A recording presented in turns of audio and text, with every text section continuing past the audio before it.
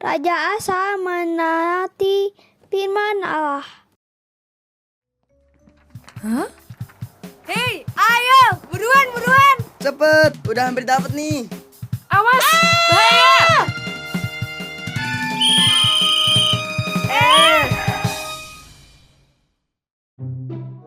Duh, hampir aja. Apakah itu cara menyeberang yang benar?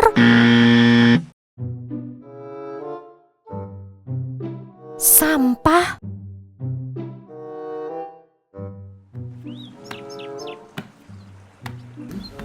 Tempat sampah di depan komplek.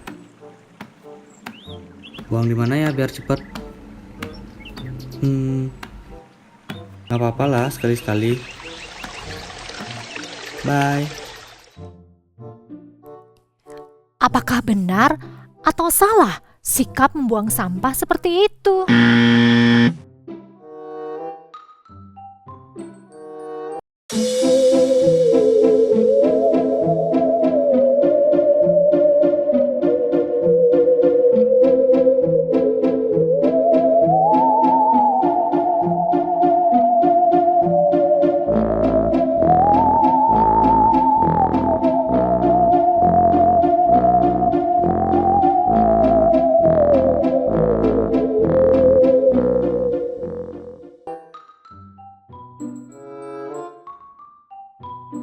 Ikutin ah.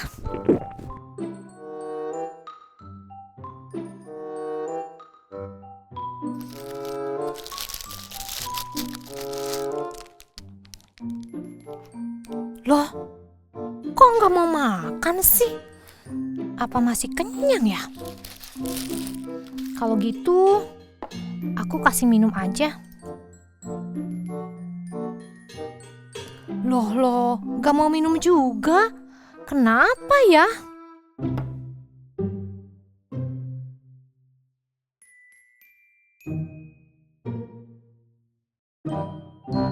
Hai anak-anak semua, apakah kalian pernah mendengar ada orang yang punya boneka dan merawatnya seperti bayi hidup, diberi makanan dan minuman?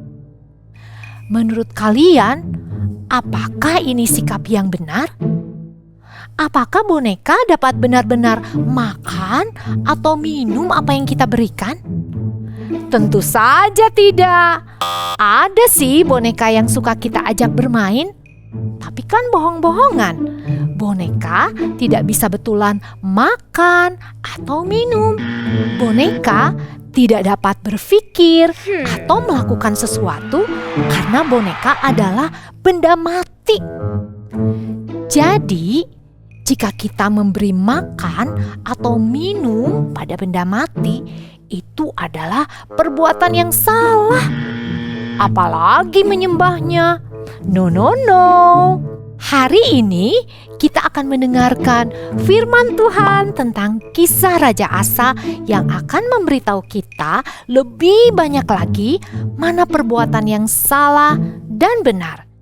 Yang diambil dari 2 Tawari 14-15. Sebelumnya, mari kita akan berdoa terlebih dahulu.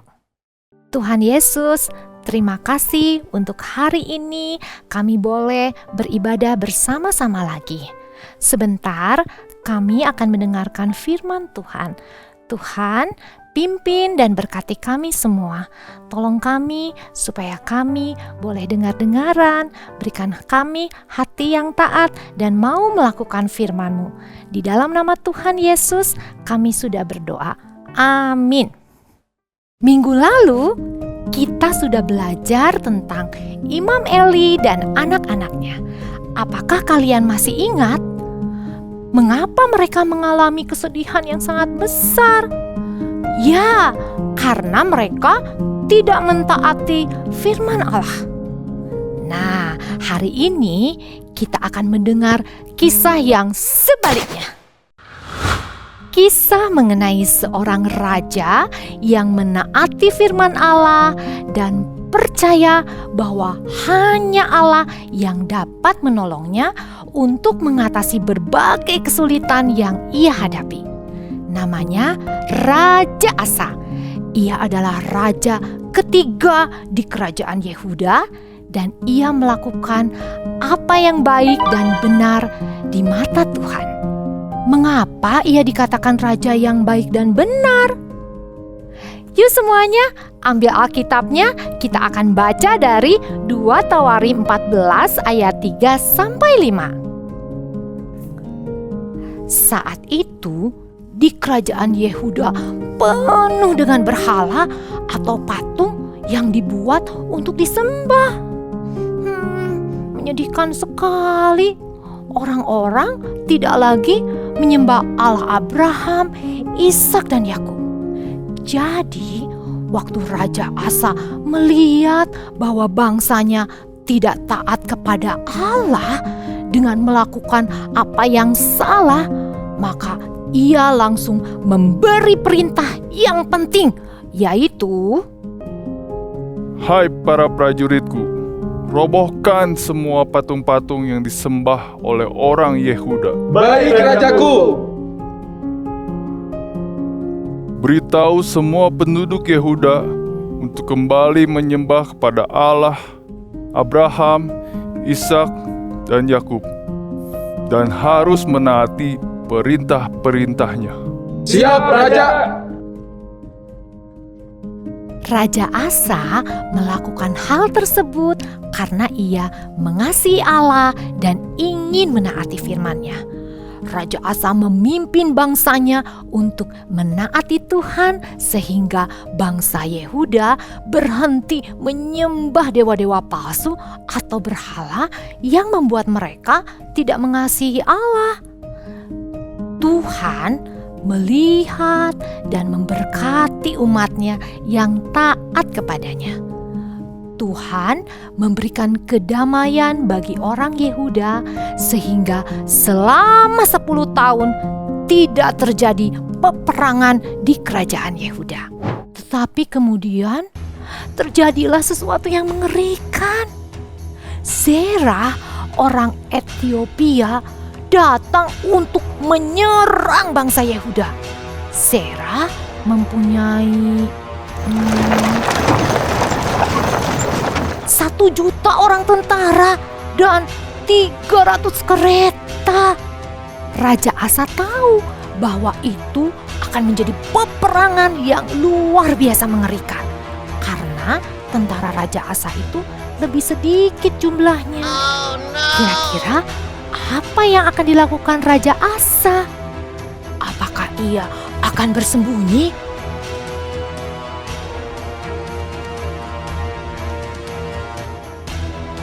Akhirnya ketemu. Tuh.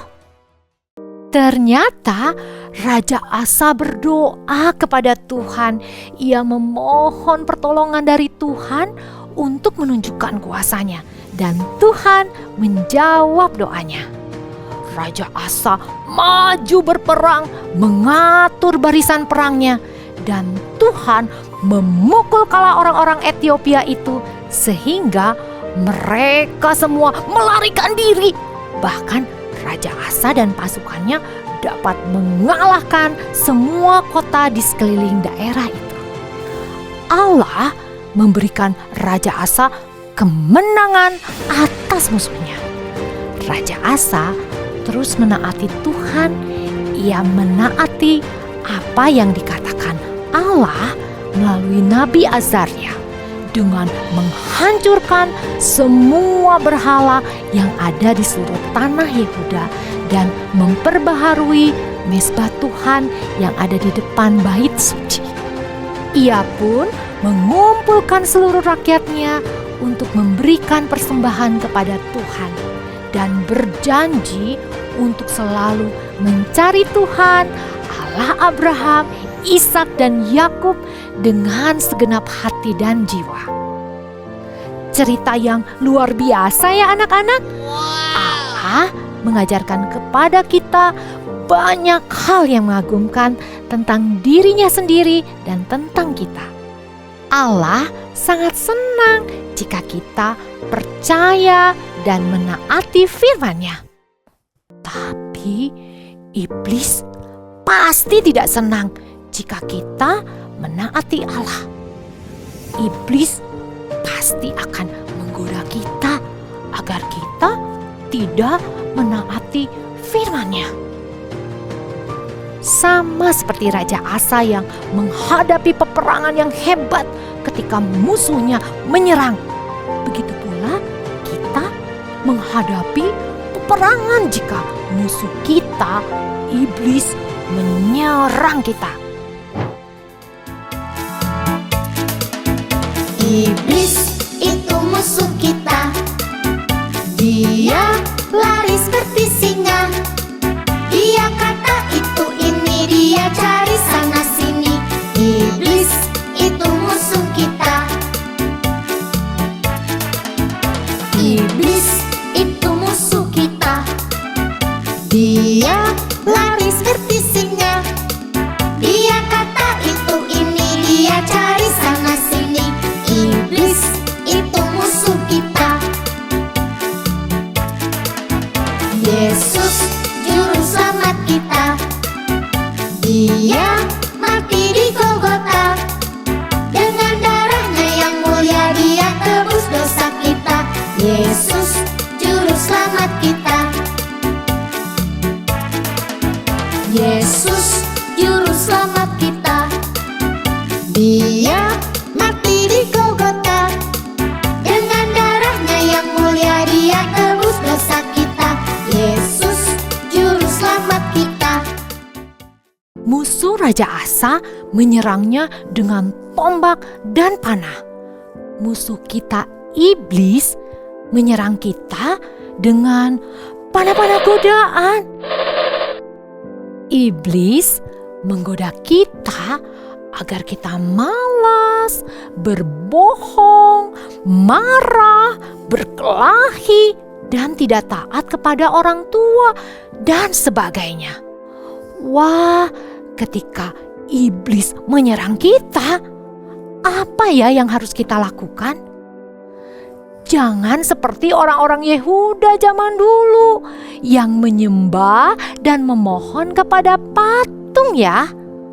Karena patung adalah benda mati. Boneka atau patung punya mata yang besar tapi tidak dapat melihat. Punya mulut tapi tidak bisa makan atau berbicara. Punya telinga tapi tidak bisa mendengar. Jadi, apakah boneka atau patung bisa mendengar suara kita? Tentu saja tidak. Lalu, apakah boneka atau patung bisa mendengar kalau kita minta tolong? Pasti tidak bisa. Kita harus seperti Raja Asa yang percaya kepada kuasa Tuhan Allah yang hidup. Allah yang bisa melihat dan mendengarkan doa-doa kita. Kita selalu bisa mengandalkan Tuhan dan minta pertolongannya. Tuhan melindungi dan membuat Raja Asa menang melawan musuhnya. Tuhan akan melindungi kita dan membuat kita menang melawan si iblis. Tuhan Yesus sudah rela mati di atas kayu salib dan bangkit kembali, menunjukkan bahwa Yesus sudah menang mengalahkan iblis. Maka Tuhan pun akan memberikan kita, anak-anak yang dikasihinya, kemenangan melawan si iblis. Kita harus datang kepada Tuhan dan percaya bahwa Tuhan pasti akan menolong kita. Tuhan Yesus juga akan memberikan kita Roh Kudus yang akan mengingatkan kita akan firman Allah dan membuat kita dapat menaatinya. Jadi, jika iblis datang dan menggoda kita untuk tidak menaati orang tua, kita harus berkata tidak. Karena firman Tuhan mengatakan kita harus menghormati ayah dan ibu kita. Jika iblis menggoda kita untuk tidak ke sekolah minggu, maka kita harus berkata tidak. Karena firman Tuhan mengatakan kita harus mengingat dan menguduskan hari Sabat atau hari untuk beribadah kepada Tuhan. Anak-anak, masih banyak kata tidak lainnya yang harus kita katakan jika kita digoda oleh iblis. Pakailah firman Tuhan untuk melawan iblis dan berdoalah, minta Tuhan Yesus menolong kita untuk selalu percaya dan taat pada firman-Nya. Dengan segenap hatiku, aku mencari Engkau. Janganlah biarkan aku menyimpang dari perintah-perintah-Mu.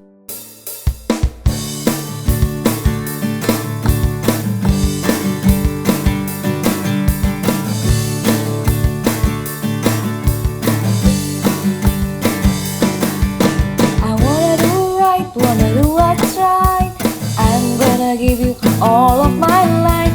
I put my trust in you, Jesus, and you'll show me how to do right. Hey, hey, every word I say. Ooh, I want to be like you. Oh my, every day goes by. I wanna be more like you. I wanna be more like you.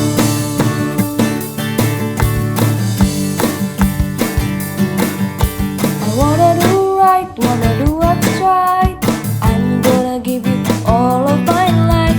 I put my trust in you, Jesus, and you'll show me how to do right. Hey, hey, every word I say. Ooh, I wanna be like you. Oh my, every day goes by. I wanna be more like you. I was made to give you praise. Make me more like you. I was made to give you praise. Make me more like you. In all I do. Hey, hey, every word I say. Ooh, I wanna be like you. Oh my, every day goes by. I wanna be more like you. Hey, hey, every word I say. Ooh, I wanna be like you. Oh my, every day goes by. I wanna be more like you. I wanna be more like you. I wanna be more like you.